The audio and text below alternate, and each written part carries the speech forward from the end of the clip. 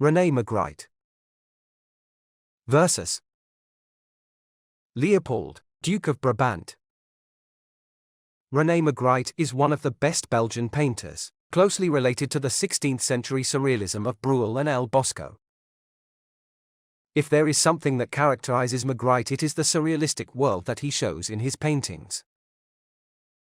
Oneiric images that come from the depths of the unconscious. But where do these images come from?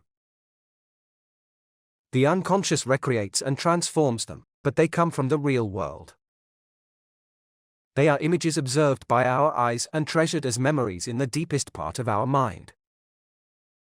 These archetypes shape our view of the world or the way an artist represents the world in his paintings. Magritte gave the surrealist movement a conceptual charge based on the play of images, questioning the relationship between a painted object and a real one.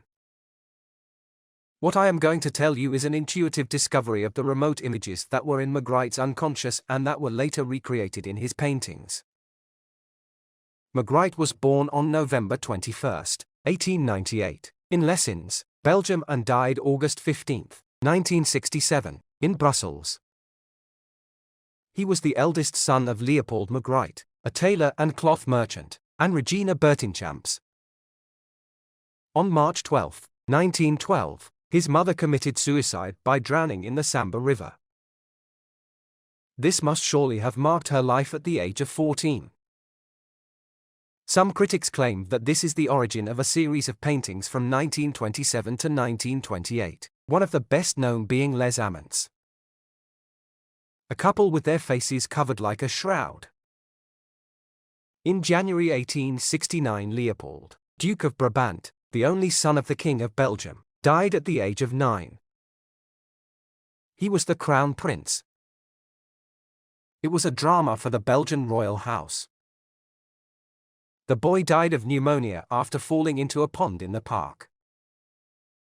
King Leopold II held his wife responsible for it. This caused the royal couple to drift apart. Queen Maria, Henriette, died in Spa in 1902.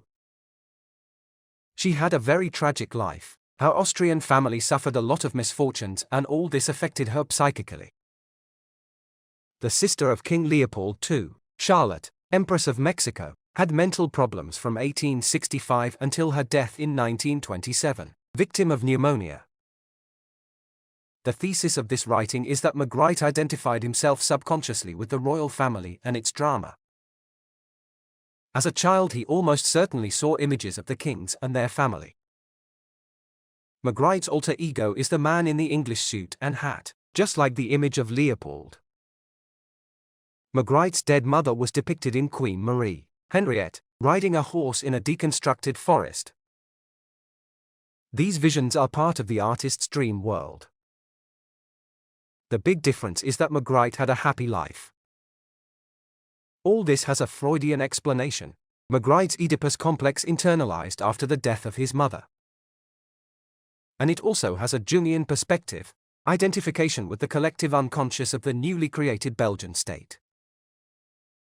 I have yet to explain how I came to these conclusions. We're talking about the unconscious world, where rational logic doesn't work. On the way to work, I saw in a special moment, when the sun was rising, an image that reminded me a painting of Magritte, The Empire of Light.